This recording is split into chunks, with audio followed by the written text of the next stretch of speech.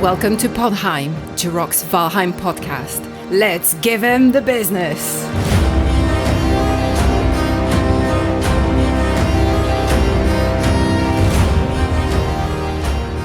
Hey everybody, today is September 12th, 2023. I'm your host, Jirok the Viking, and joining me today are my fellow Vikings, Gwen, the Shield Maiden. Gwen the Maiden today. Hello. Hello, Gwen the Maiden. We also have Shield Maiden, Morning Darkness. And we also have Jules with the blue cap. Smurf Jules. Smurf Jules today. Real Jules, non-digital, real-life Jules. What? Yeah. No, After the last picture you showed of me on the podcast, I couldn't. Then. But you didn't like that stock photo of the jester that I found? Yeah. Need to put one on top, like raise the stakes. Awesome. Well, before we start getting into all of our stuff today, Morning Darkness, can you give us a preview of what we got to look forward to today? Absolutely. So, Jirok has a review of a couple of different games, including Starfield, and he will gush over Baldur's Gate 3. And we also, Jirok has some new gaming servers, and some Valheim news is in store for you. There is an update with the Valheim Trial of Tyr and the Valheim sneak peek of new armor. Yeah. Can't wait to talk about that stuff. But before we do, I just wanted to say that this episode is brought to you by Zydax Computers, of course. And there, I have one right there. I own one. I absolutely love it. Besides customizing a desktop PC or laptop to meet your exact needs, they also have a lifetime parts and labor warranty. Just visit jiroktheviking.com/Zydax and check out the sales and specials they have going on right now. So let's talk about our hats real quick. Let's start off with Smurf Jules first. Smurf Jules, did you find a sock in your drawer and stretch it out over your head, or what are we looking at here? Oh, no, that's my actual foot size. No, that's an actual 12th century Smurf hat. No, maybe? Phrygian, Jules. I should have written this for you. Gwen, you forgot to edit his script. Yes, and it's made by the lovely Gwen the Shield Maiden, just for me. Oh, so I guess we should ask Gwen. Gwen, what are we looking at on Jules' head? Yeah, this is one of the 2 or 3 different types of hats that our reenactment society in the 12th century uses for men, because and this kind of ties into what I'm wearing as well, because in the 12th century in England, it's the Normans who have invaded. They're very, very Christian, and so part of their everyday attire, for modesty reasons, men and women would cover their ears. And it's not even so much as you might think, like the veil like this looks a lot like some veils that are worn in other religions to cover your hair. For the Normans, it's not so much about the hair as much as covering your ears, because the belief at the 12th century was that Mary got impregnated through her ears by the Holy Spirit. So they wanted to cover their ears, to cover their, modesty and things, which is a kind of a fun little fact that always makes people giggle. So men would also wear either a little cap or a hat of sorts. And yeah, we'll tell you why Jules has a 12th century hat in a bit, I guess. Because I also feel really safe now. Not getting impregnated. Because we're double safe. We've got the hat, we've got also the headphones. Like, we're good. We'll stay virgins forever. It's good. Not getting pregnant, yay. Yeah. Nice. And the other thing as well that I wanted to point out is Jules. So I showed him the different styles of hats, and one of them is actually very similar to a Viking hat that we have with the new Hilda's Request stuff. The kind of simple round cap. Mm-hmm. That was also a thing in the 12th century. So I gave him the options. The other option was to have like a hood, like the one I wear sometimes. And he decided that the Smurf hat looks funny and that he wants a Smurf hat that looks as Smurf as possible. So hence the color.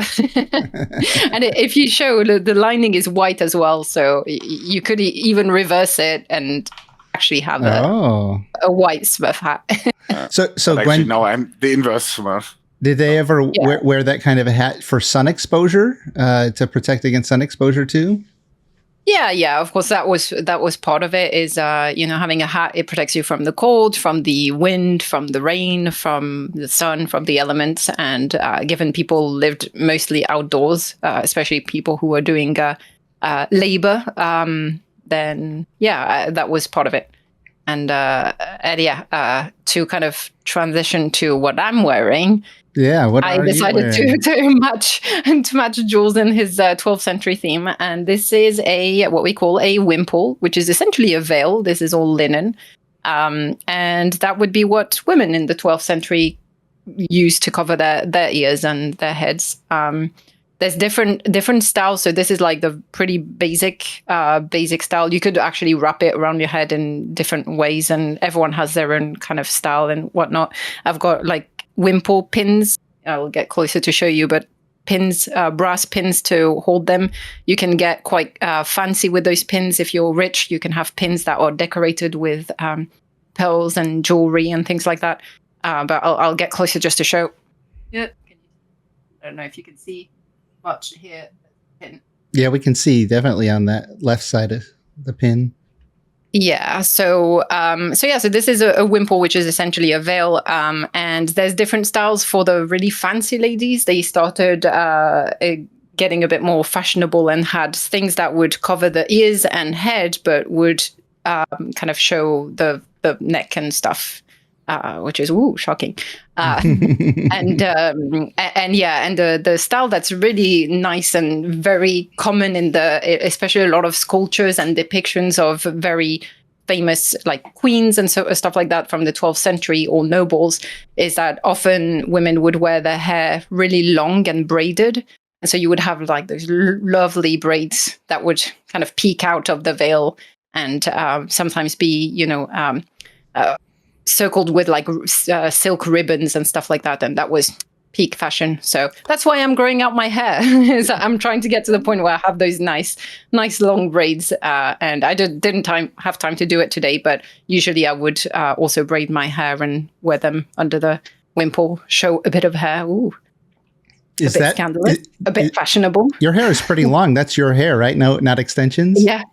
That's my hair. It's it's getting long now. Oh yeah, It is. So you can I'm getting there. You can do the thing where it hangs out and put ribbons and things on. Yeah. Yeah, exactly. I'm getting there. And for those who love, who are history nerds and are interested, Eleanor of Aquitaine, who was a French queen married off to one of the English kings, she kind of made that fashion of the really long braids that were peeking out, and the barbette, which is the other style of veil where it's like just a strap under your chin that also covers the ears, and then the top veil is like almost oval shaped, and so it would only cover the hair, but you would the top of the head and the ears, and kind of you'd have that chin strap, and then have the long hair and the neck kind of open, and that style you can see it on her grave. Her grave has a beautiful kind of sculpture that shows like the really long hair, and the story is that she made that style fashionable in England. She brought the French fashion with her, and then all the ladies in the court had to have it. So nice. Some things don't change. Well, yeah, famous people definitely set fashion trends. Was it Kennedy? One of our presidents who didn't wear a hat, which was common for the era, and then after that, the men stopped wearing hats. I mean, not me. I still wear all kinds of different hats out, but they stopped so much. Well, cool. Let's see. What about your very modern hat? Yes, we're jumping 900 years now into the 21st century. Well, yeah. So this one, it says solid gold premium lager. since we'll be talking about ales. I wanted to wear this hat just because of the story behind it. It's just, it's one about being generous. And we go to a lot of festivals and sometimes beer festivals, and we pay to get into the beer festival, and it's like $40 or $50, $60 depending on the festival, and you just get to go around to all the vendors. I think this one we went to, it was in Reno, California, and they had probably 40 or 50 vendors, and you can't drink that much, obviously. So I'm always asking for a little tiny pour at each vendor, but as we're going around, everybody has a tip jar. So, even though you pay to get in, there's a tip jar. You can drink as much as you want. You don't have to pay for the beer, but the servers have a tip jar. So I just got a whole bunch of ones and just went around and dropped, dollar bills into the tip jars as we just kept circling around our samples.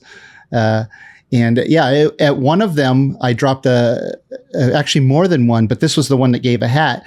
I dropped one in, and the lady said, "For being generous and tipping, here's a free hat." So it cost me $1, which I wasn't expecting. So be generous to the people serving you. You never know what you're going to get. It's obviously, tipping is huge here in the US. Yeah.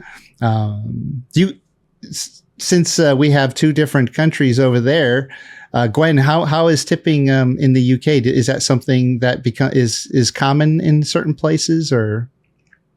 Yes and no, but I think, Jules can confirm, but most of Europe, including the UK, tipping is like that bonus of appreciation. It's not a mandatory or expected thing, and a lot of restaurants, at least in the UK, have a service charge that is included in the bill. So it takes away that awkwardness of, how much are you going to tip? A lot of restaurants will have like a service charge that you can ask to remove, but that would be a bit of a faux pas. But, that's their way to deal with it. Also, because a lot of people in the UK just pay everything by card. Like, no one carries cash anymore. Yeah. So whenever you have to tip, it's always kind of awkward if you have to like ask them to add on top and things. And then you're never sure if the tip is going to the waiter or waitress that was attending to you, or if it's going to go just to the owners. So, usually it's like service charge. It's more of a thing probably for like food and, restaurants and things like that, than it is for like taxis, for example. I don't think most taxis don't really expect a tip if you can give them one, but they already charge you enough that you probably don't need the tip on top. And then in bars, you always have, in bars and in pubs, you always have like the tip jar at the front. And I don't know if they do that in the US, but if you tip at the bar, they will ring a bell in most places. At some places, yeah, it depends. Yeah. Sometimes they'll sing or do like like the person who sees the tip will cheer, and then the rest of the staff will do some kind of cheer. It just depends. Yeah, everybody has a different way to acknowledge it. Yeah, but I think in Europe, it's still very much like it's an appreciated thing, but it's not expected as much. Like people don't. There is minimum wages here, and people don't depend on it as much. But yeah, Jules, what's your take on tipping? In Germany, it's quite different. I'm definitely say always tip your waiters, and also cash is a lot more common in Germany. We always carry cash, and a lot of people pay cash still. Was a bit shocked that it's not the same in other countries. So there was probably more cash in the US before the pandemic, but after the pandemic, it's definitely going away. Like a lot of places we go to, they'll only accept credit. They won't even take cash. And the waiters have the leverage of your food and drinks, and so tip your waiters, guys. Well, yeah, especially if they're good at it. I like the idea of tipping. I don't know what you guys think of it, but I love the idea of tipping because I feel like there are too many jobs that actually don't have incentives built in. So that if you work harder or you make more of an effort, you can earn more. And I think any service industry where we can tip them, like I feel like the ones who really deserve the bigger tips, are working for it, and I love to give what I can extra to those people who are earning it. And so many other jobs, like I feel like services can be so terrible. Like for example, our DMV, the Department of Motor Vehicles, most government related jobs are like the post office. You go in there and they just kind of treat you like you're not human. Like, yeah, go over there, get there. It's a constant across the globe, apart from maybe in Japan. In Japan, I think anywhere you go, the service is always great.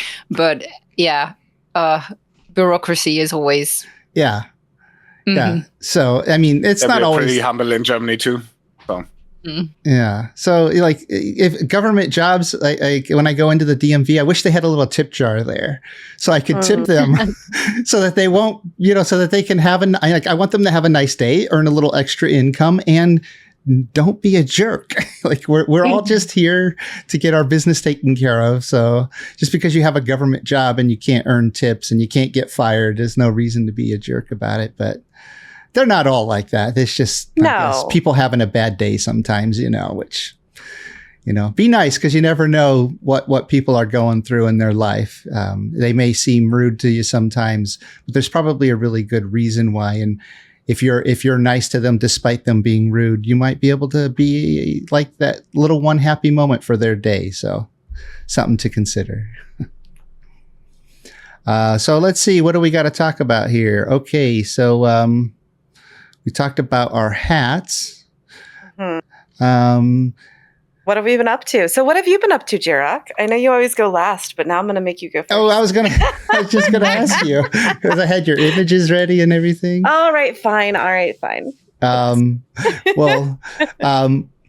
Yeah, well, I can tell you one thing, and then before we can come back to me. But I yesterday on 9/11, which is obviously a not a very happy day in American history, but it's always been a great day for me. It's been a great day for me for 29 years.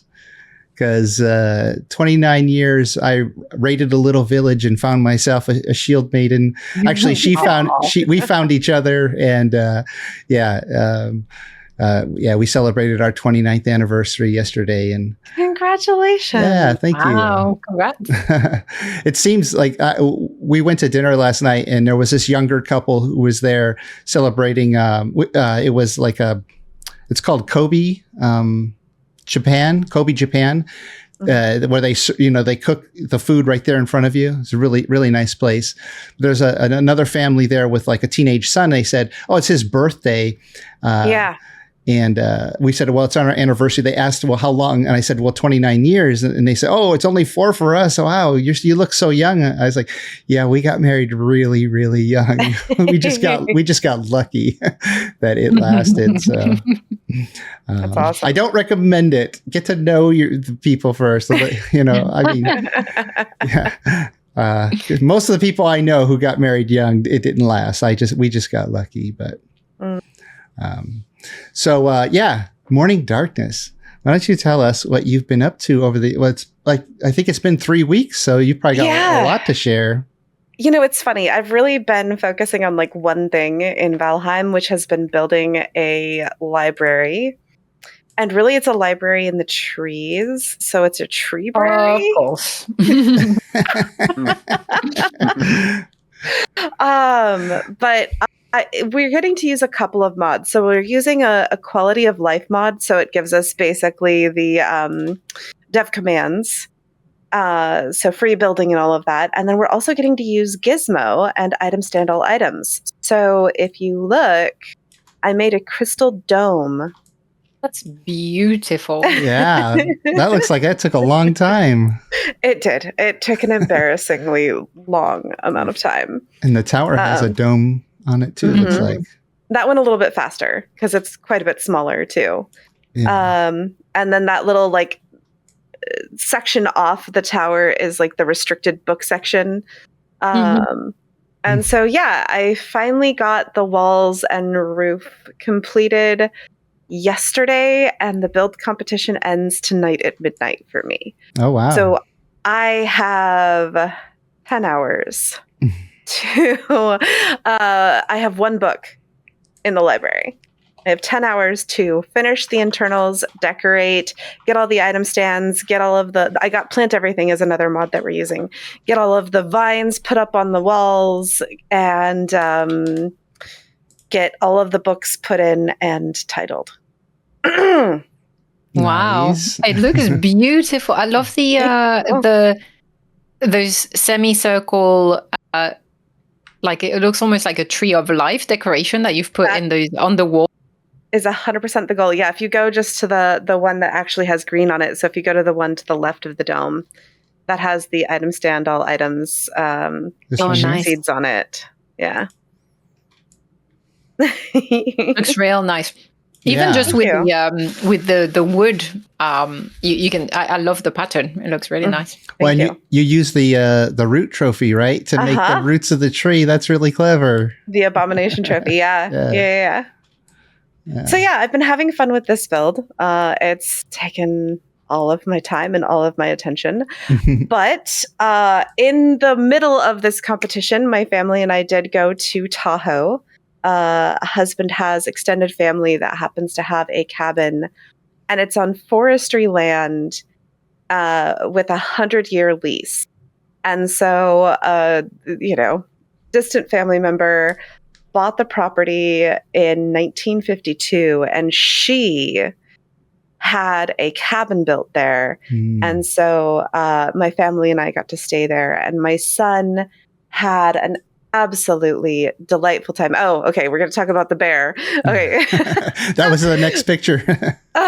So we went up with, it was my husband, my child, and my dog. And then my brother-in-law and his fiance joined us. And that's a new development. So I'm still excited about it. And I was going outside, and I'm trying to carefully maneuver up the path with my cane and my dog and my toddler. And there's a 1-lane road right in front of me. And on the other side of the 1-lane road, so literally the distance of a single lane, there's a bear. And I'm like, oh, that's a bear. And I have a reactive dog and a toddler on my sides. And so my dog saw the bear, and she started getting real angry and aggressive, and but she doesn't pull.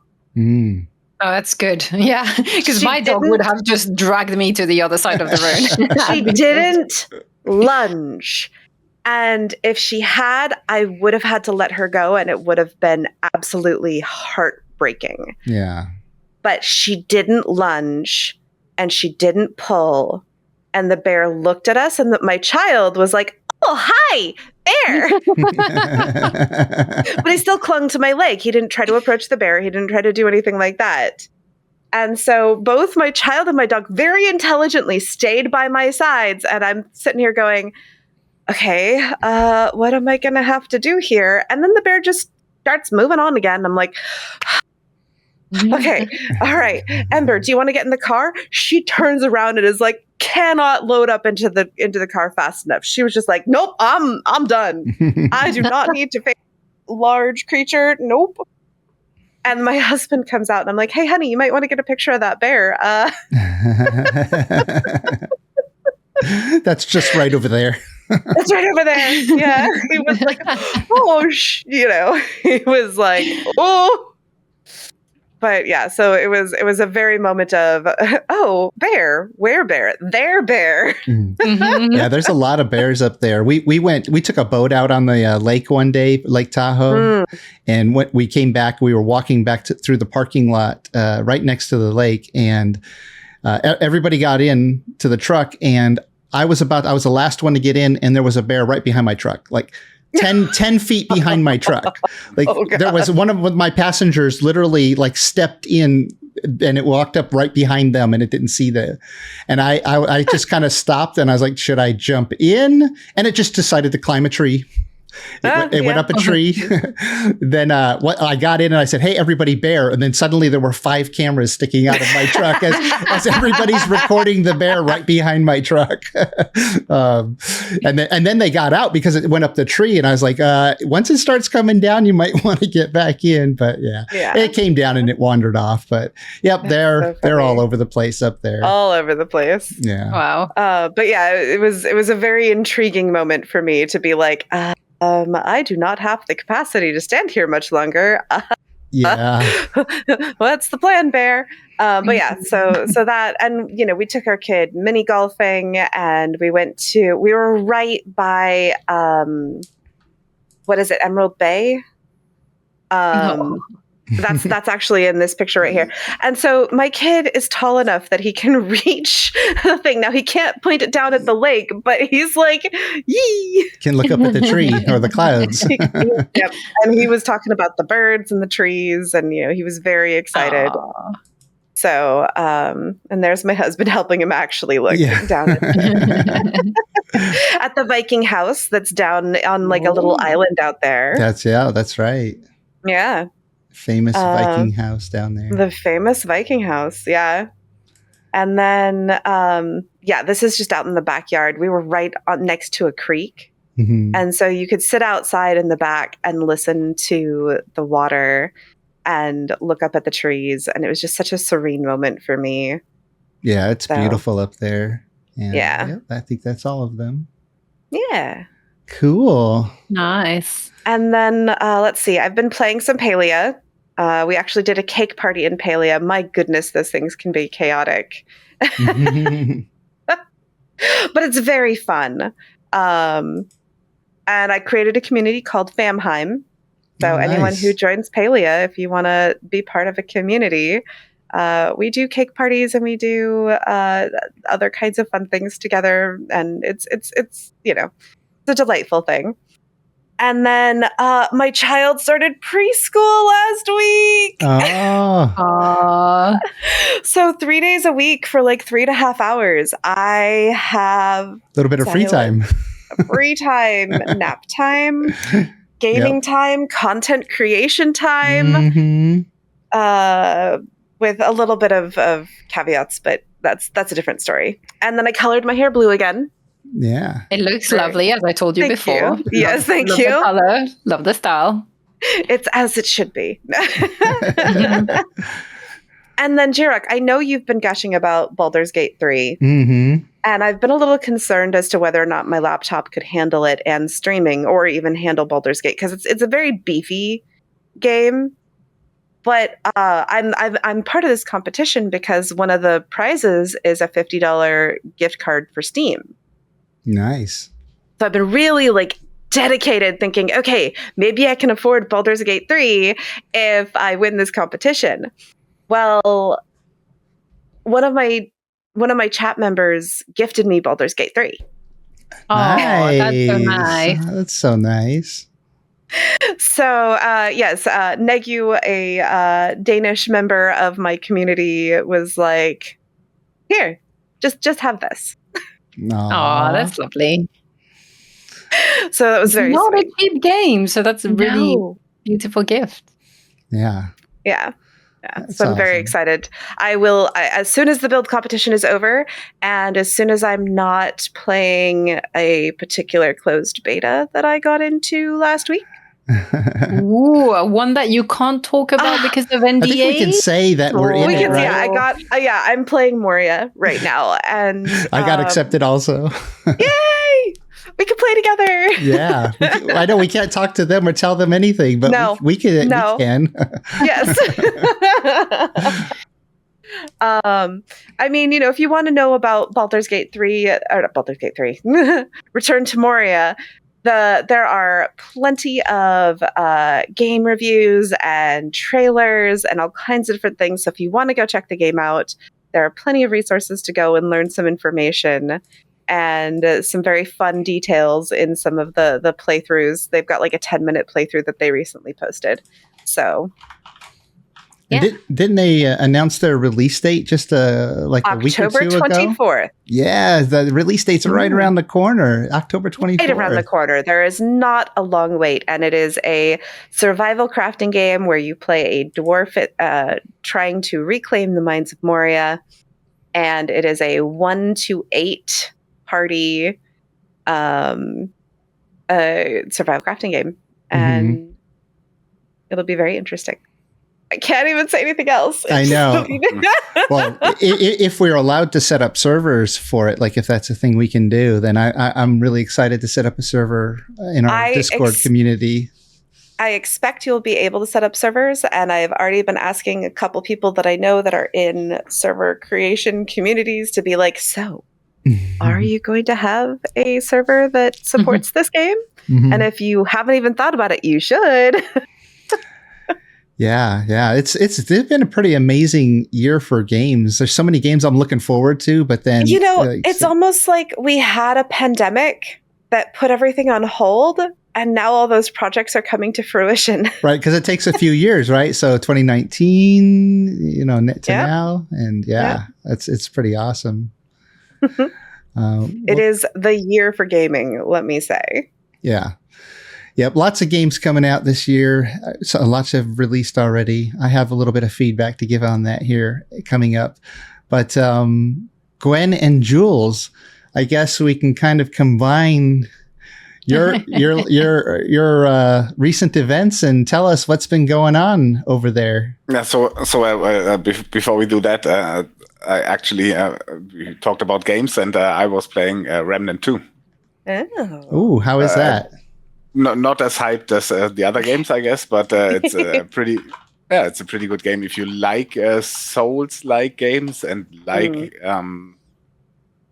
pain, like pain and frustration. Pain and frustration, but also if you also like guns instead of swords and whatever they have in the Souls series, that's the game for you, because it's like a Souls-like with guns. Actually, we have a bit of melee combat, but the main focus is guns. And it's hard. It's has the core Souls-like elements where you just go in places, die, everybody respawns, and you try again until you get through it. Yeah. And to level up, it's pretty nice. Remnant 2. Yeah, it looks like that one came out in July, huh?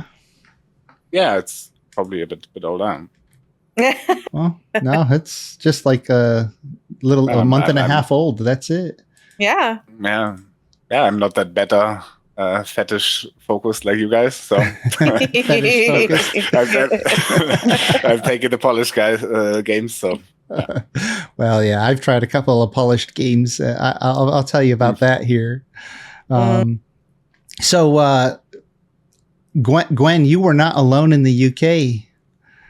Right? Ew, you I had a visitor. Some company? Yes, I had a visitor, and the funny story Would is it happen to be Smurf-like? Yes. We kept it quiet just for the one on-stream joke that no one even noticed, and was such anyway. But yes, indeed, Jules came to visit. Hello, Amber. Jules came to visit, and of course I had to take him on a big tour of all that the south of England maybe has to offer. Basically, I dragged him to yes. You know how a couple of weeks ago I said like, oh, my ideal holidays are basically visiting old stones and doing history-based stuff.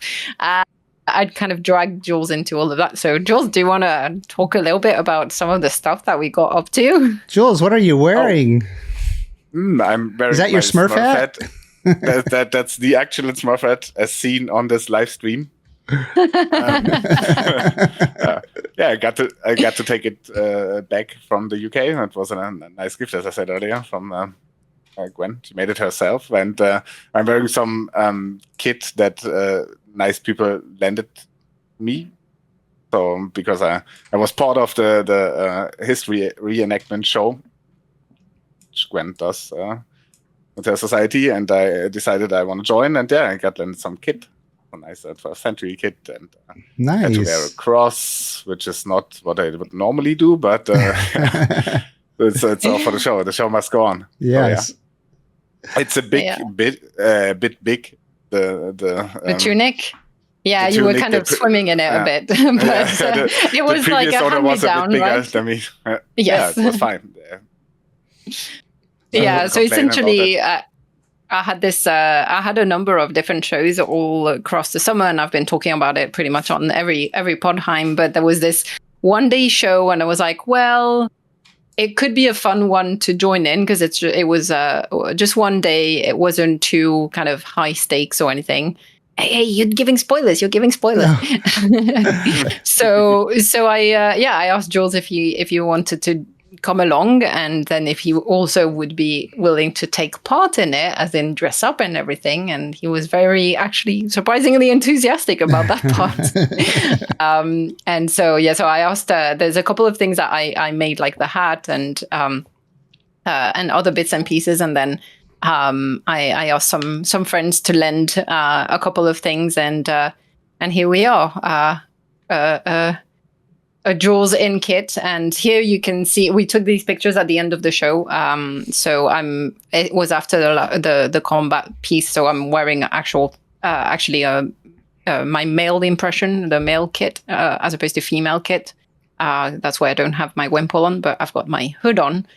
I was dressed as a peasant, basically, for the combat piece. And yeah, we even got Jules to participate in one of the, what we call a Shire court. So during the show, of course, we've got, as you see in the back, we've got like our encampment, and people, members of the public, can see all the different crafts that we do when we kind of talk through it and stuff like that. But usually throughout the day, we've got a couple of set pieces. So there's always like a combat piece, and then there's often a combat piece, and then there's one that we call the Shire Court, which is a display of how justice would have been dispensed in the 12th century. So you would get like the local noble, who is the person who basically does the justice bit. So kind of a church setting up a tribunal. You get like a jury, which is like townspeople, some nobles, and etc. And then you get like the guards bring the accused, and it's always interesting because you get different types of court cases, and we do it based on existing real documented court cases, and just to show the public like the kind of disputes that people had to deal with in the 12th century, and how the justice system works. And it's always a fun one, and yeah, often it's things like stuff. Yeah, it's like land disputes, that kind of thing. I mean, like nothing too new.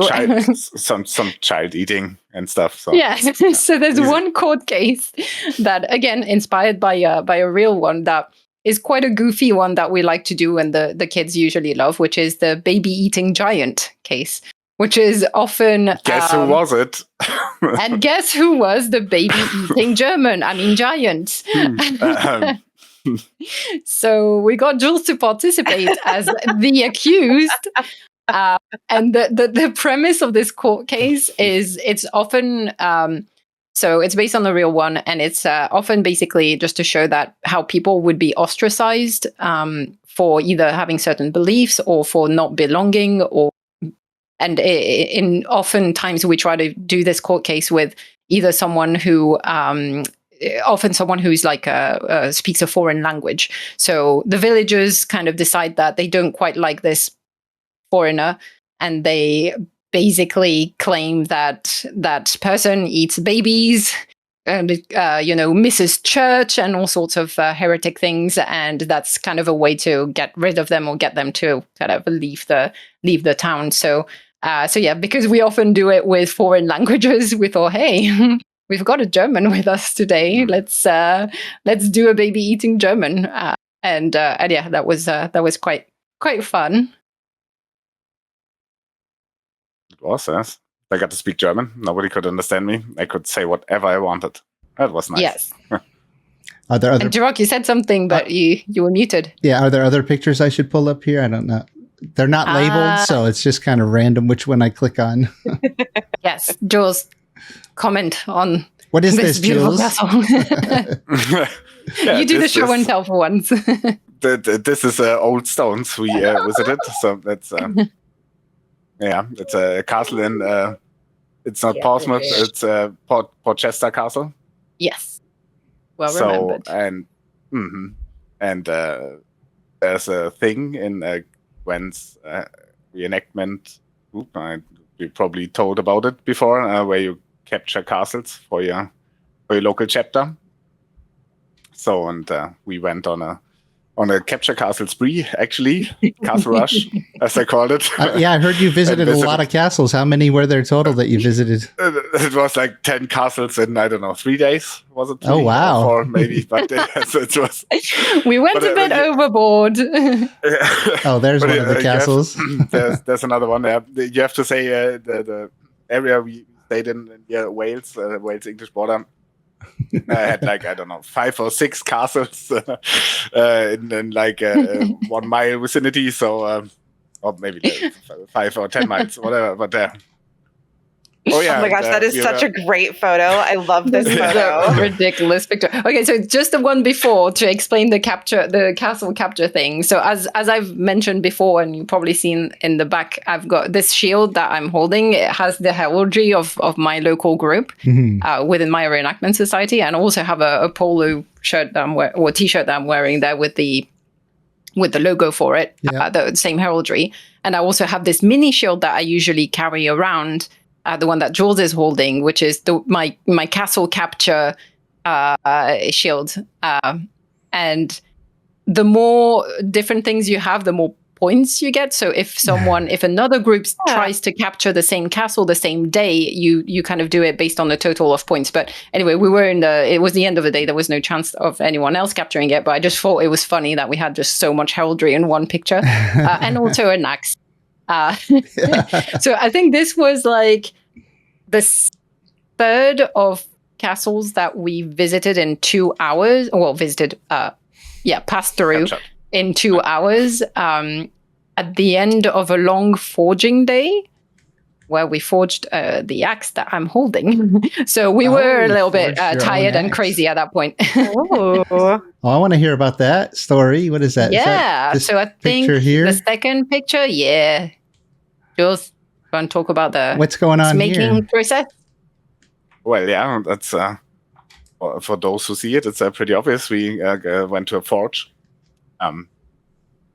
who Gwen actually knows somebody, so that was pretty nice. She knew that guy that helped us make the axe, which is he was a bit afraid because it's normally a 2-day endeavor, but we wanted to do it in 1 day and also capture some castles with it. So we had to be quick, but it was the 2 of us. We came there and forged an actual axe set. And that's right there, the one you made? Yes. Yeah. And you can see the anvils in the background there. Yeah. So it's so it was a wood cutting axe because Jules wanted an axe to cut wood at home, and we made it in a day. I think apparently now it is true. It takes a while to forge an axe and an axe head. It's not the easiest thing to forge, and so they recommended 2 people if we wanted to do it in a day. 2 people was probably good, and we could see why, because there was a lot of someone needs to hammer, someone needs to hold the thing, and another tool. So you definitely needed 2 people to do it. Or 3 hands or something like that. or 4 hands somehow. But yeah, it was really fun. I've always wanted to. So it's not my first time at this forge. Actually, this forge is where my whole reenactment journey started. And the person that Jules is talking about, who works at that forge, but is also part of my reenactment society, is the one who basically told me about reenactment, and that's how I got into it. So that was a nice little trip back to the sources of my nerdiness. But yeah, last time I forged like a little knife. It's not a sharp knife, but a knife type thing, and a couple arrowheads and things like that. Not really things that I could use much. And then after that, I got into reenactment, and I was like, oh, I want to go back and try to forge something, a bit more practical, or a weapon or something. So we had a great opportunity to do that. And Jules has an axe now. And actually, I think it's here. I can pull it up, maybe. Yeah. As you talk through more of the process, I don't know. Oh, you have his axe? Yeah, because Yes, the problem is getting back in. But they wouldn't let you bring it on the axe. plane? Yeah. Wait, here, let me zoom in on you, Gwen. Oh, there it is. I wouldn't press my lock on this. So. Oh, so you got to have to ship it to them or something. Yeah. Yep. Yeah. We decided that it was not worth the risk of, because it is a sharp axe. We decided it wasn't worth the risk of trying to explain this to security if also you didn't have you only had a carry-on luggage, so that was not really an option. So yeah, this is what I need to find a way to ship to Germany now. Can you flip it over the other side? Yeah. Yes. Did you notice the Jules, nice stamped? Jules, yes, Jules. exactly. Jules. Jules. Jester Jules, actually. Jester Jules, exactly. Jules.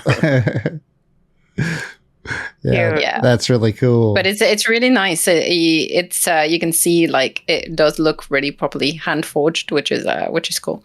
I was so excited. I was so proud. Yeah, it has character. It definitely does. Yeah, you can see it on the pictures that we took for the Capture the Castle. Oh yeah, exactly. So we got carried away after making this. We're like, we need to now capture all these castles with the shield and the axe for reasons. Everywhere. It's like, like kids when they have a new bag or something and they show it off everywhere. That was us with our axe. So it looks like we've got a couple of other pictures here too. What are we looking at here? Crown jewels. Yeah, so is that your always wanted to know how to? Yes, you always want to know to handle my crown jewels. So yeah, now you know. Hey, well, here's the guide right here. So part of 6 pounds.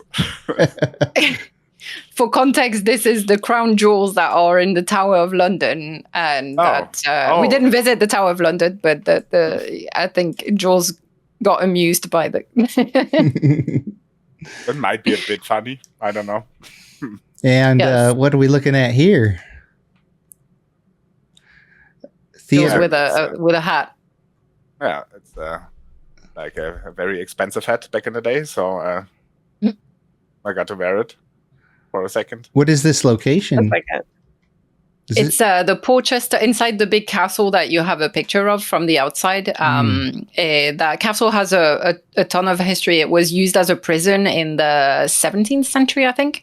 And it used to be also at the time where France and England were always at war. All the prisoners of war would be kept in that particular castle. And it was to the point where they had so many French prisoners that they had like almost French quarters within the castle. And they apparently had like theater and stuff like that, theater productions that they were doing. I think that's like what I understood from the reading really quickly through all the stuff as we were visiting. But I mostly found it funny to see Jules with another jester-like hat. So, yes, very Told cool. you I'm serious about the hat competition. Awesome. Let's see what else we got. Oh, this must be another forge picture. Hammer on. Yes. Yeah, you kind of scrambled the timeline on this, but yeah. Yeah, they got loaded randomly. So you obviously use this hammer to shape the axe, right? Mm-hmm. Cool. Well, you use tools, right? We had tools that helped shape. So you would hit on the hammer with the tool that would then shape the shape metal. the axe head. Huh? Yeah. Mm-hmm. But it wasn't the biggest hammer they had. That was just what did he say? What's safe for normal people to use? Yeah, safe for normal people. They also had a really big one, like what did he say? 20 kilos. I don't know, something I couldn't even lift. Yeah, it was. And what is this? Royal Oak. Welcome to the Royal Oak. Oldest bar in England. Yes. Dates back to 1002. Yes. Yeah, so I mean, a lot of places, because I did some research, some fact checking on this, and a lot of places in England claim to be the oldest pub or the oldest inn and the oldest that. But we just stumbled upon. So we went and visited Winchester, which is a lovely city that is one of the oldest and used to be the capital of England at the time the Anglo-Saxons were, so in the 9th century, 9th, 10th century, before the Danes invaded and made York the capital of their kind of Danish England, and before the Normans and others came after and made London the capital. So Winchester has a ton of history, and it's a beautiful town or city to walk through. You get history at every corner. And we were just looking for a pub to have like some nice pub food. And we saw this one and was like, oh, well, yeah, let's carry on with our history theme. And we ended up eating in this room that was apparently they do loads of ghost tours in that pub because it's so old. And the room that we were in, which was a tiny, covered in wooden panels and things, was apparently the haunted room where they have seen the most apparitions or whatever. So we're like, okay, we didn't see any ghosts, but yeah. Aww. Hi, Amber. Doggy. Oh, love the scratches. Oh, we're getting an ad break now. Oh, there we go. Doggy break. Aww. Scratch. He's so cute. This is the doggy that saw the bear. Uh-huh. Cool. Oh yeah, did you want to tell us about this this picture here, Gwen, that we have? Gwen, please go on. Yeah, just a name and That's your shame. time to So, shine. of course, the German guy comes to England, and you would think, oh, well, maybe he'll be interested in trying all the different ales and things that England has to offer. And what does he do? The Bavarian guy goes and orders Bavarian beer. I needed one break from the pale ale and the stout and the ale and all the stuff. So right, had to get one Hofmeister for the Bavarian Helleslager, which is apparently now UK owned company. So it's technically not very Bavarian anymore. So I mean, I can read what it says on the cup. It says imported Bavarian Helleslager. So yeah, they can write on the cup what they want. So that is true. So what was your? Because I'm not a beer person at all, but for those who like beer and might be interested, what's your take on English beers and ales? What did you think? Well, so as a Bavarian, it's it's okay. It's a good crafted beer, and the stouts and the ales, the normal ales, you can drink them. It's not too bad. The pale ale was very horrible, actually, and yeah. Because I think the problem is they don't have the Reinheitsgebot, as we call it, where you declare that the beer only has to be water, or hop, and malt. So maybe they punch is very German. Maybe they put in other stuff that it's not. Yeah, does it make it real beer? Yeah. It's not real beer, but it's nice. I've had a tea. You can do it. I've had a tea beer before. That was really good. It was an Earl Grey infused tea Belgian blonde. And it was probably the best beer I've ever had in my life. So it's caffeine and alcohol. Nice. Yeah. With like citrus and good. Yeah, no, it was so good. Nice. Yeah, I'm not sure. Well, one observation that I think we can make about some of the, especially the ales and the stouts, it's that they're just so thick. Those things are not drinks; they're meals. They're entire meals in a cup. That's why they call it liquid bread. Yeah, exactly. They're like nutrition. And actually, from the 12th century, I got a bit into reading the brewing process of the 12th century. Now that I'm officially a Smurf member of the reenactment group of Gwen. And yes, back then it was actually part of the meals, firstly. So everyone did it. It was part of the diet back then. And it was way, way thicker than we have it now because they didn't have the modern techniques to conserve that stuff. And well, if I'm very eager to brew a beer in the 12th century style, and take out. Well, and that- and you'll learn quickly why they don't do it like that anymore.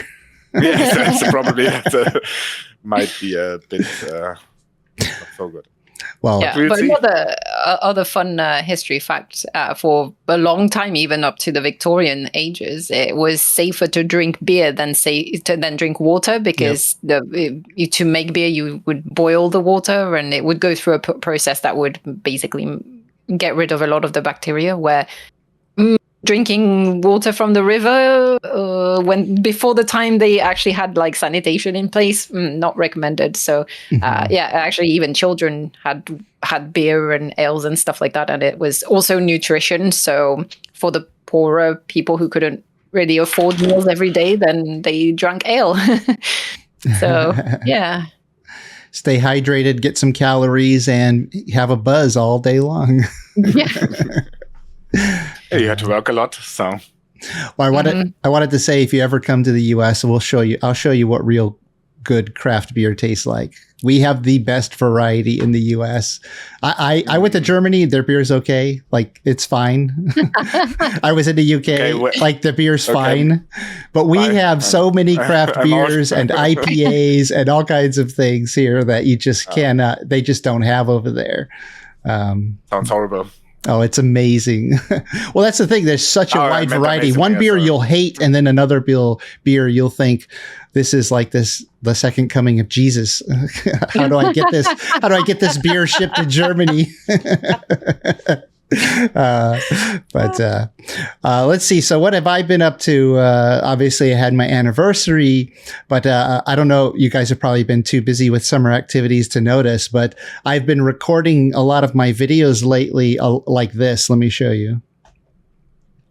Dun, dun, ta-da-dum, dun, dun. Yep. We see eyes, real eyes. I know. I was gonna say, so we've revealed your eyes on these other videos.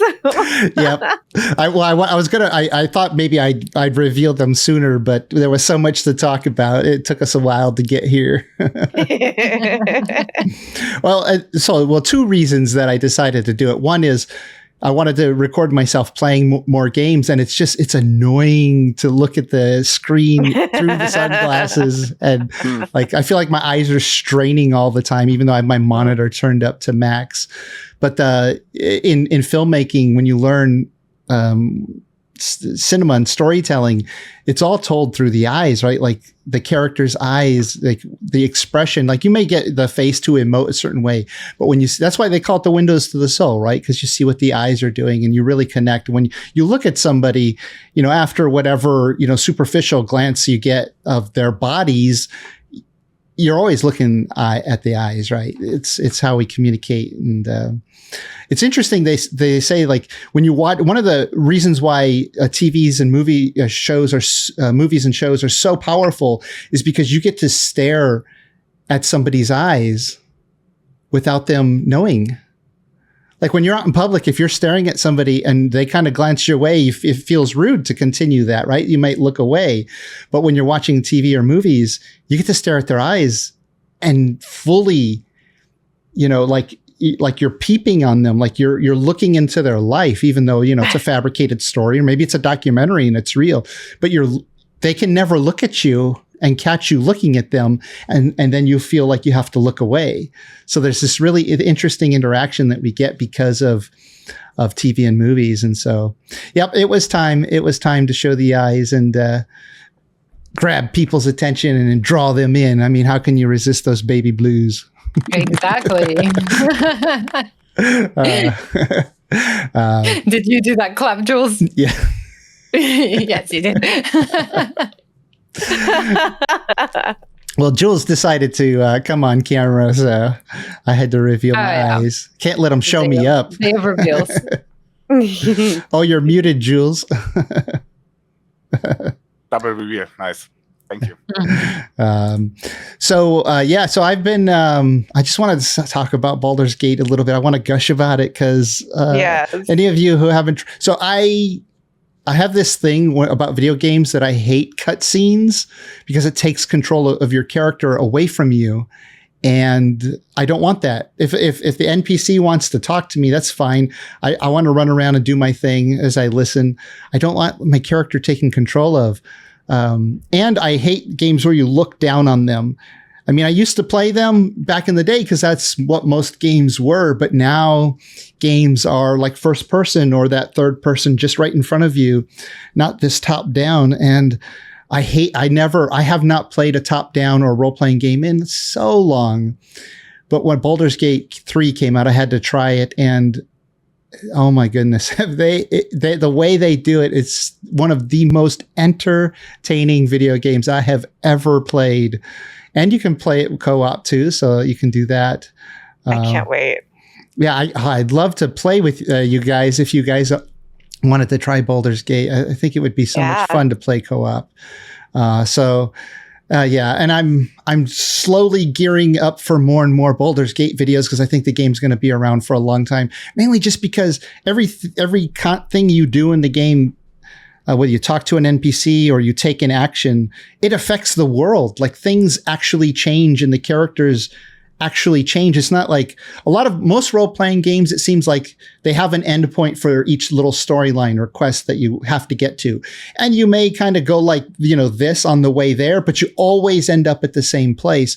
And with Baldur's Gate 3, your choices actually make a huge difference in the story and the way characters respond to you. I mean, who survives the moment. And so you can replay the game, make a different decision, and see a totally different, outcome. And there's 3 acts in this game. I have not gotten past the first one because I've made 5 characters to go back through the first act again and again. It's just so much fun. Plus, I'm looking for content to make videos for, but yeah. And then making different decisions each time. It's so entertaining. I can't say enough good things about it. I mean, I don't have to, really talk it up. It's the only other game on Steam has more players per day is Counter-Strike, which is, always been about 1 million players per day. And this game is sitting at like 600, 700,000 players per day still. So yeah, it's already proving that it's good and probably the game of the year, at least for the games I've played. Now, to counter that, I also tried a huge AAA game. And let me just show you a quick picture of the video. This is the thumbnail for the video that I did for this game. Oh. It'll tell you the subject. It'll tell you what my review of the game was like. There you go. The thumbnail says Starfield. It's terrible. And then little words. For me. It's terrible for me. I am so sorry that has been yours. Yeah. I am also a bit sad for you because I know you were so excited about the game and Yeah. And waiting for it for a long time. Yeah, I'll just quickly. So I did a video.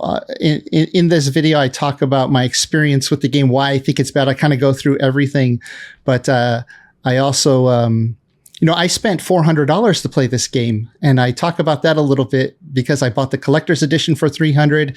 That didn't get me in on the day that it started early access, so I paid another $100 to get another code. Played it that night, refunded it. The watch that came with the collector's edition didn't work. So oh no, I took it back to the store and got a refund on that too. So my hands are clean. No more Starfield. You at least if you got some of your money back, at least it makes it less bad, but still disappointing. Yeah. I did recently because for me, there's a lot of problems. And for me, I think for everybody, just people are not willing to admit it because they like other parts of the game. But the interface for me, I think is terrible. It's one of the most terrible interfaces ever. And so I made this video. It's like just under 2 minutes. It says Star Fixer. I can fix it. And I just give you a little preview. Let's see if I have it here. Is it this one? So I fixed Starfield. This is the first image you see. And yeah, so I go in and I talk about, this is the angry character. You'll understand the toast reference when you watch the video. But I go through the video and I start fixing it, removing things that I think are terrible and changing it. And by the end of the video, I've got all this funny stuff. Yeah, see, it's only 1:39. So check that out. It's a funny little inspiration I had to sort of say how the game I think is bad, but also to have a little fun with it. Like, obviously I'm making some jokes here because I just keep talking about how stupid it is. There's a spot in here where I say it probably even has a stupid inventory. And look, everything in the inventory is stupid. I changed the words, so everything is stupid. But it was a fun little video to make, just in good fun, but really, it's also serious too, because I think that my changes would actually help to improve that portion of the game. There's a lot of other things the game does wrong, in my opinion, for me. But anyways, there are people enjoying it. I hope you continue to enjoy it. But there are a lot of people who don't like it too. This game has had, apparently, from what I hear, has had a lot of refunds, not just my $400 in refunds, but a lot of other people have refunded. I heard, so I don't know that this is true, but I read somewhere that it's the most refunded game on Steam. It's also the biggest selling game on Steam ever. So like, you would expect the game with the most sales to have the most refunds, because every game probably has a certain percentage of refunds. I don't know, but maybe, but yeah, so that's unfortunate. Two extremes then. Yes. Loving Baldur's Gate, but hating Starfield. Yeah, I mean, not every game is for everybody, but at least one hype was real. Yeah, exactly. 1 and 2 is not too bad. Did you play Starfield before Baldur's Gate? No, Baldur's Gate. Actually, so what I heard is Baldur's Gate release was supposed to be the same day as Starfield, but because of that, they moved it up a whole month. So they, instead of that extra month of development that they and release that they had planned into their schedule, somehow they managed to push it up a whole month and get it out there. And so glad they did, because I don't want it overshadowed by that terrible game. I was wondering, did it feel so bad because you kind of compared it to this other game that you really enjoyed, and did that also affect, people's appreciation for Starfield? Well, there are some elements, yes. I mean, there are elements from other video games, which I like. Everything is sort of an evolution. Like, I like to go back to filmmaking because I'm a filmmaker 25 years. So it's like, we don't tell stories like we did 50 years ago, because we've learned how sophisticated the audience is, and like what we can now do and still tell a good story, but even in a way that's even more exciting or more emotional or draws the audience viewer in. The techniques of filmmaking have improved. And so with video games, the techniques of making a video game have improved. The interfaces have improved, the storytelling and all that. And it feels like Bethesda with Starfield stayed 20 years ago. They did not update it with the modern ways, like the modern interfaces. Like in my video, I talk about this bullet point. Like, imagine you have an inventory in Valheim, and instead of a container where you can pull stuff out and put into other containers, you have a bullet list, and you have to open the bullet list and you activate something, and then it equips it or puts it in your hot slot, which you have to go through menu systems to do. You can't just grab stuff and organize your inventory the way you want, or put it into your hotbar the way you want. It's like this bullet point system. And it's like these antiquated systems with the storytelling too. And so, yeah, with Baldur's Gate specifically, their storytelling is so cinematic. When you get into a cutscene or you're talking to an NPC, it's very cinematic. It's like you're shooting over the shoulder, doing 2 shots, showing action, and the NPCs are very animated and excited. And I don't know if they used motion capture or what, but Starfield is like this. They're NPCs. Hi, how are you today? Welcome to the year 2023, and you're in the Starfield. Explore the 1,000 planets that we have. It's Oh, wow. it is so, it's so bad in my It's a opinion. Bethesda game, right? Yes, and I guess I don't understand. It's like imagine something that you like, but it's really painful, but you still like it regardless of how painful it is. Like, I feel like that's the fans of this game, is like there are good things that they like and they suffer through the pain to experience the good stuff. But they always had the NPCs like this in Oblivion and the other. But like, why do it so poorly? Like, Baldur's Gate. Maybe it's a running gag by now. Yeah, maybe it's a joke. I actually, that's what it feels like when I'm reading the reviews and watching the videos. I feel like, am I in the Twilight Zone? Am I being punked?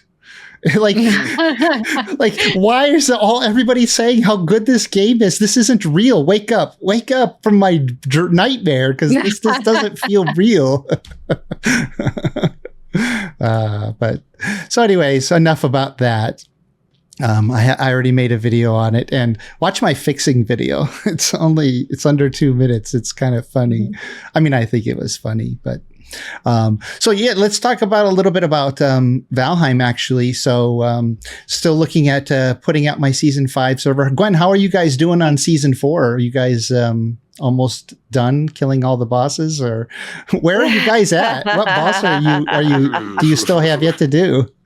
Well, we finished the Hilda's request, as in we did all 3 dungeons, I believe. Oh, okay, good. Yes, we did. We didn't quite retrieve all the clothing stuff that came with it.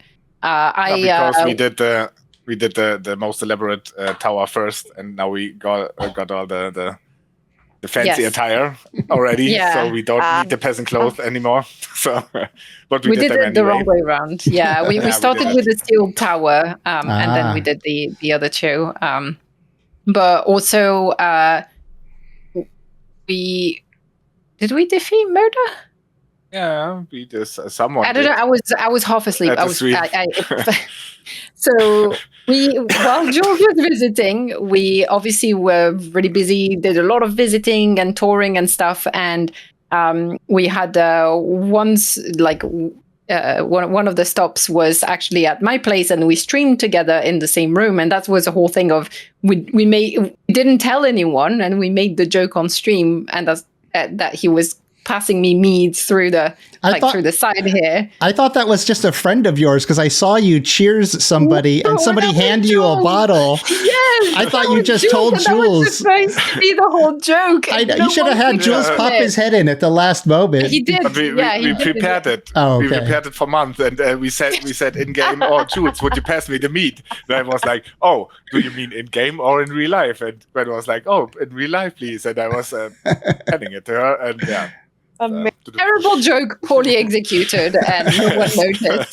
So all of that, like us being quiet, not like saying anything about this trip and stuff, was all for nothing. But yeah, we did this stream together, and yeah, I think I was just so tired from all the castle conquering. Towards the end, I was literally falling asleep when just after we did Modo or something. I was falling asleep on stream. So really embarrassing, but hey, happens, I guess. So yeah, I can't remember if we even killed Modo or not, because Ark and Dawn. Oh, okay, cool. They did all the work, and yeah.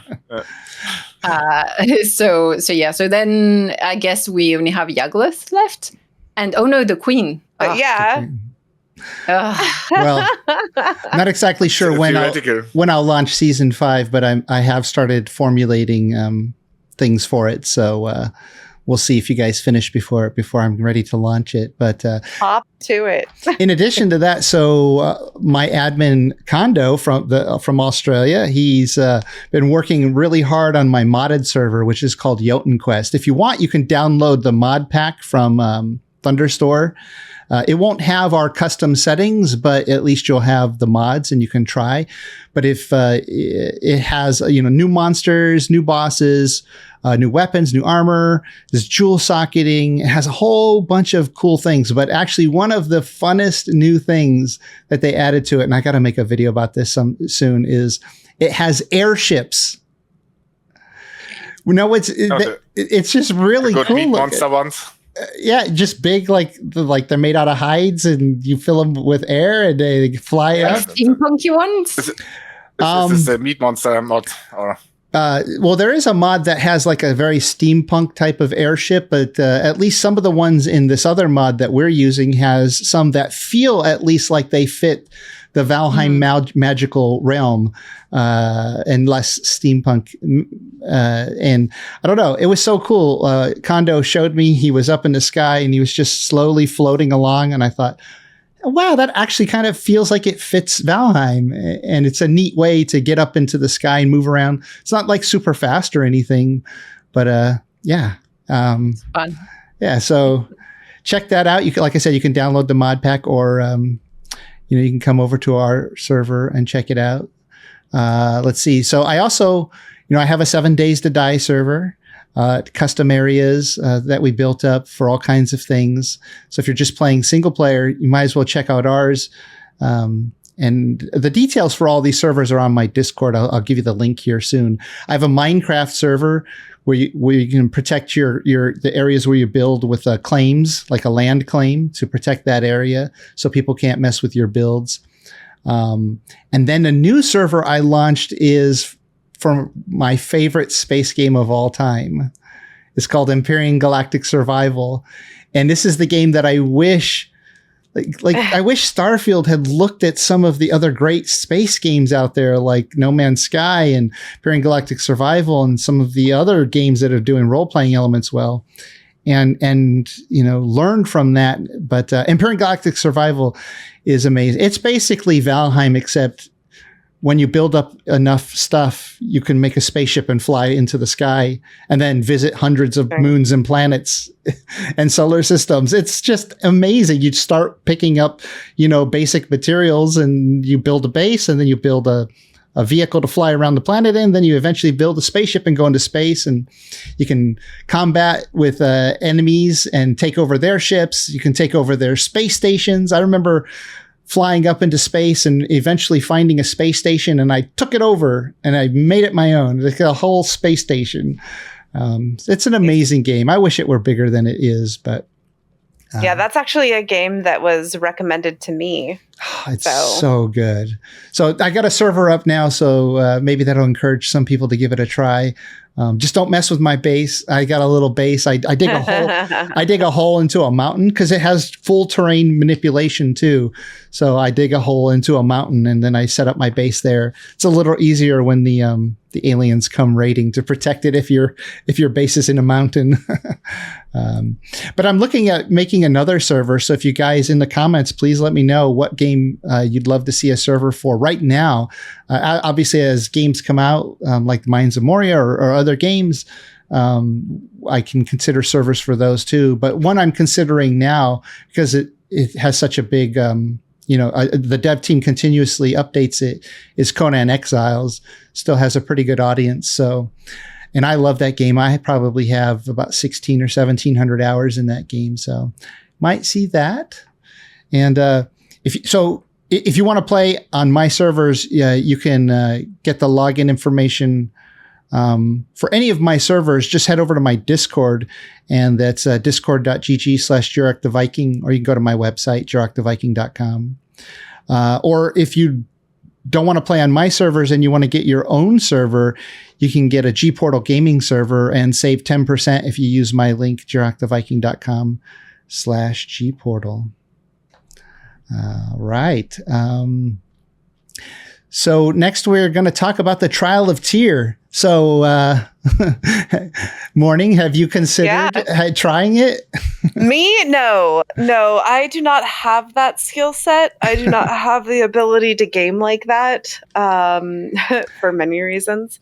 But I have been watching a number of trials, and I saw one guy, he's just doing the run over and over successfully and cutting down on his time. Oh. So he finished it at 19 hours and then did another run and got it done to 17 hours. And then last night, I think he killed the queen at 14 hours. I believe the current top time is something around 13 hours. Do you know who that is? I don't know who the 13-hour one is. Okay. But I've been watching another guy. He's on attempt 56 and still hasn't defeated the queen. Another guy's at like attempt 78 and can't get past the mountains. And it's brutal. It's a brutal run. I am seeing that the current meta is that the most successful stream starting soon. I don't know why that came up. That was weird. The most successful meta weapons choice is bows. And it's a very interesting thing. And then I know that Valheim recently released not only the first place prize, but they're also, look at that. They've got a second and a third place. So first place, you get that engraved special mug and a bunch of beautiful gear and merch. And then second and third place, you still get some pretty cool looking merch. You get that hammer necklace, a sweatshirt, a shirt, a mouse pad, the big one, so it's real interesting. And I will say that those who are doing the Trial of Tyr and streaming it on Twitch, usually when you stream, having a chat to also interact and communicate with is really distracting. And so the fact that this guy is at 14 hours while streaming it on Twitch, I am extremely impressed by. And it's a whole, he's getting 100+ viewers every stream. Wow. So if for anyone who is looking to do the Trial of Tyr, who is looking to get, those higher viewer numbers, Trial of Tyr is getting people's attentions. And so if you're good at it, you'll have even more attention. But it is very interesting because a lot of the speedrun techniques don't work. Oh, really? Yeah, because a lot of because they do a lot of exploits, right? To do their speedruns. You can't use those. No. One of the exploits is the death buff, where if you go into the mountains and you've died, you can use the corpse run heal to keep you alive versus the frost. So you can't do that here because it's a permadeath. If you die, you're done. So you got to figure out the appropriate balance of gear versus speed versus effort, and it's been very impressive. It's been very, very impressive. Yeah, for some reason, I thought it was hardcore mode, but they say hard mode here on their thing. Yes. But it does say next to that, without dying and as fast as possible. So it's that hardcore that's the without dying part, right? Like, because you can finish it quickly, but if you die, then your run's over. And I brought this page up because this is our friend Tulkas, who goes by Mordred Lefay or at EisenWolf on YouTube. And he has 3 attempts already. And 5.5 hours, 3 hours, and 6.5 hours. This one he streamed just 6 hours ago before we recorded the podcast. So I don't know the outcome of this one, but obviously the first 2, I think he got killed. Yep. Like, can you imagine you play for all those hours and then you die and then you're like, oh, amazing. No. It is. I will say that the Trial of Tyr is a great teacher of releasing attachment. Yeah. All right, it's the speedrunner's bane, huh? Yeah. Every speedrunner's bane. And some games are quicker, some games are like hours and hours you just waste. So I am very impressed by the attention that this trial has done, and it is great for Valheim. It's great for the people making the content for this, and the deadline is coming up. You have 1 week left. Yeah, I'm trying to find a window of 15 hours where I could try this. But it sounds like I need to do it in less than 12 or 13 hours if I want to compete. If I recall, Smithfay was saying that he doesn't believe that anyone can do it in under 13 hours. So 13 hours is your goal. Yeah. So yeah, I don't know. It'd be so frustrating to get to the last boss. Between 13 and 14, I think, for the second or third place. But yeah. If you want that mug, you better get it under 13 hours. Yeah. And if you're going to do this, make sure you look at all of the requirements here, because you can't use game exploits. Like no. I would warp myself into stones and trees and things to fight the bosses. But you can't do that. You have to fight. Nope. You have to do things as they're intended. So take a close look at this. But yeah, you can't get in early iron by clipping into the crypt. Yeah, no, none of that. Mm-hmm. Oh, and I definitely could not do this on stream. I'm way too streamer brain distracted when I'm on stream. Oh. Yeah. Oh yeah. No, it's rough. Yeah. I'd have to just lock my door and tell my wife, nope, don't bother me for the next 13 hours. I wonder if the no exploits includes the Stagbreaker silver check. Because I've seen some people doing that exploit, and I wonder. What is the exploit? Where if you go into the mountains and you take a Stagbreaker and you hit the ground with a Stagbreaker, I don't think that's an exploit. You don't think so? Okay. It's not really using a bug. It's using you're just hitting the ground. Yeah. They gave it an area of effect, so. And it'll say too hard if you're next to either obsidian or silver. Yeah. Yeah, no, that would definitely be a quicker way to get through that.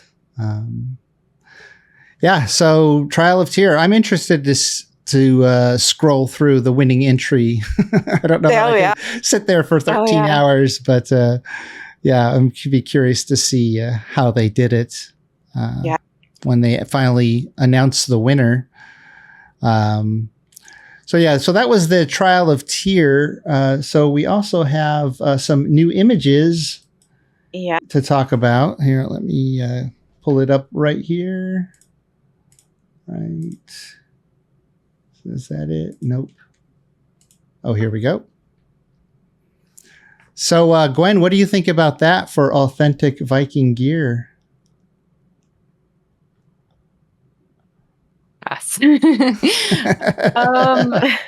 What? Well, it's with the leather crop top.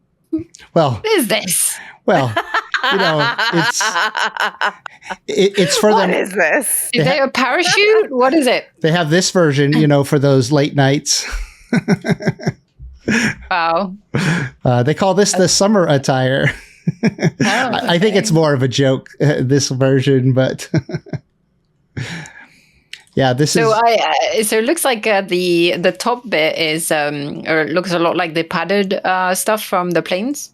Yeah. The layer underneath. So let's call it a padded jacket. I'm not sure about all that leather strap business going on at the top. What about the leather garter belts?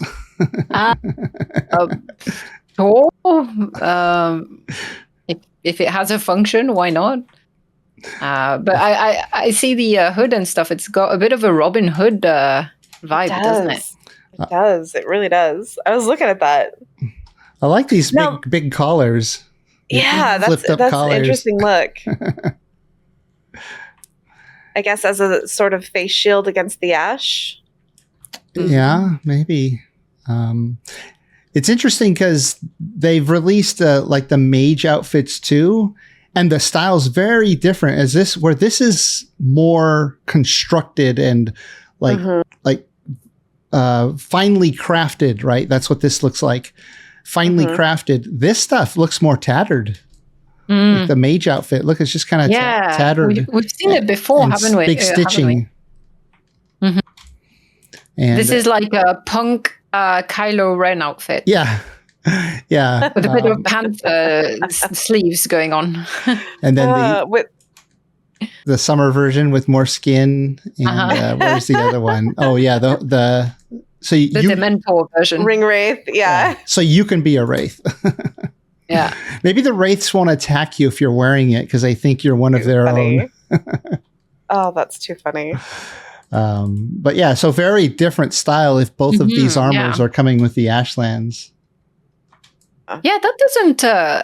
That doesn't quite fit in the Ashlands. I don't know. It looks more like something you use for the Black Forest. It looks, the color scheme and stuff. It looks very light. It would make sense because it's too hot in the Ashlands. But I don't know. It looks like a more of a lower tier armor. You know what? They did mention before that they would be releasing side grades for the different tiers. So maybe this is an earlier, like maybe Black Forest side grade armor, right? Has its light armor. That the only biome that doesn't have light armor currently is the plains. Maybe it's a plains, yeah. So maybe it is a plains light armor. Because it does have that padded look. Yeah. Exactly. Yeah. Yeah, so interesting. Because the mage armor is the light armor for the Mistlands. And so I wonder if this is a plains light armor that they're prepping, which I am totally interested in and down for. Like I would love that. I think that would be absolutely delightful. But yeah. So knowing that we're getting this and this is sort of the stage that they're at, what are your theories as to when Ashlands will drop? Do you think we'll get it sooner than we got it in Mistlands last year? Or I'm guessing they're probably aiming for a Christmas release. Okay, logically, same. Yeah, I think like logically, that's a bit like marketing wise, it would be the best time to release it before the holidays or early December or something like that to get that hype while people are a bit more available. I can't imagine them releasing it anytime soon because they just released Hilda's Request. They're still kind of working through bugs and trying to work through some of the crossplay issues that are still ongoing. If they're only starting to design the armor, I reckon there's another good 2 months of development and then all the testing before they release. Yeah, I know some people were grumbling about how it took them so long to get out of beta with Hilders. And I was like, yeah, but those are different groups of people working on the things. Like you have people working on Ashlands simultaneously as those working on Hilders. So I don't think that the things that they ran into with Hilders is going to strongly affect the Ashlands release, just because they have a big enough team now that they can work on multiple things at once. And, there's a benefit to that. Yeah.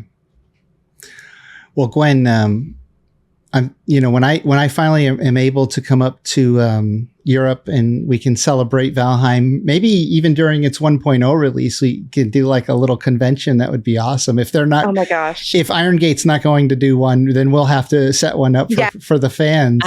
Yeah. We can get Smurf Jules to come up, but we have to do some cosplay stuff for Valheim. Absolutely have to do some cosplay stuff. And I'll take the root armor. Yeah, that would be a great one to make. I'd love to see a cosplay of that root armor. But I have the perfect costume for Jules to wear, the cosplay costume for Jules. Please make this for him. I wanted to say it just couldn't come in my undies. So. Yeah, I thought you were gonna tell him to wear the troll armor to match his hat. No, this is so much better. Oh yeah, and it's done with the cheapest leather, like fly leather, fake leather. Yeah, the fake leather. Beautiful. And just little brown boxers. That's all you need. I'd be totally up for it. This would be amazing.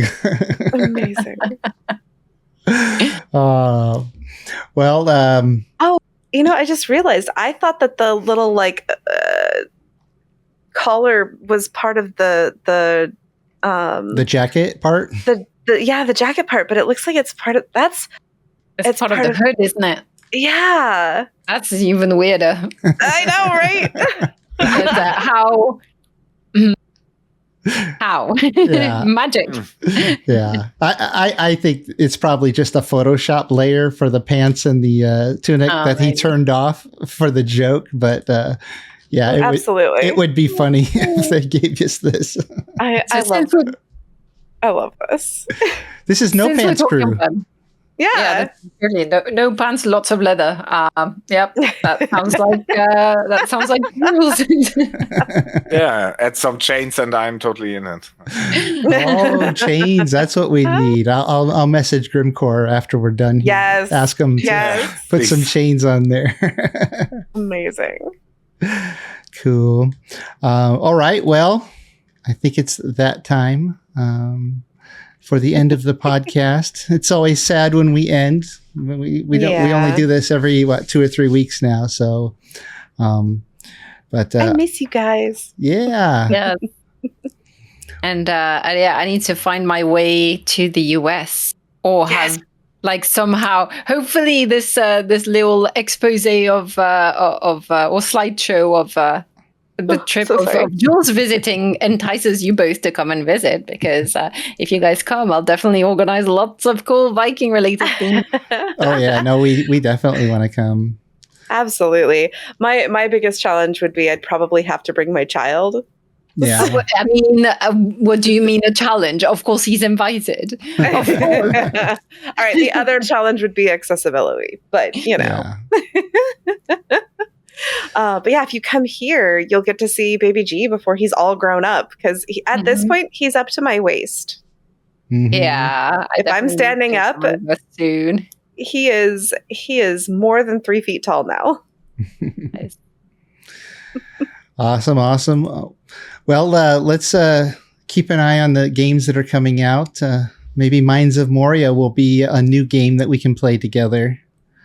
And we had said also, I don't know if we can announce it officially, but we had said that throughout the month of October, which is certainly my favorite month because Halloween, that we would potentially start a playthrough together of 7 Days to Die.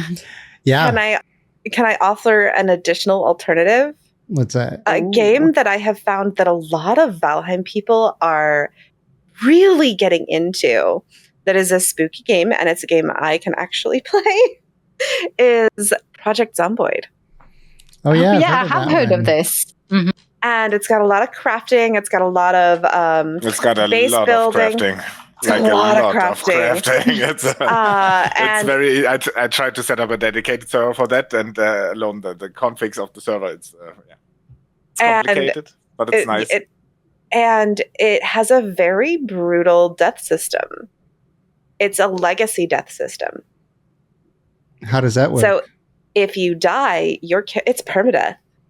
Oh, I don't think I can play this. If you get bitten by a zombie, that character dies. All the gear is still out in the world. So if you when you die and you start again, and it's the new legacy, and you can go out and find your dead body and find your gear, or have an established base and do all that stuff. But if you die, it's brutal. And it's more of a top-down style game, but if we wanted to play something spooky together, and it's pretty spooky because it's very hard, actually. So, have heart rate monitors, all of us. Well, yeah, and if we do 7 Days to Die, I'm sure there'll be plenty of jump scares, because even after all this 10 years I've been playing it, I still get caught. What is that? I'm so gonna die playing this game. If I had the heart rate monitor, I think people would be calling ambulances. I can't play games like that. Cool. All right. Well, Gwen and I we'll try to work on those dates for 7 Days to Die, and that's going to do it for this week. Thanks for joining me, everybody. Yeah, thanks for having us. That's it for now. Have fun out there. Fun out there. Bye.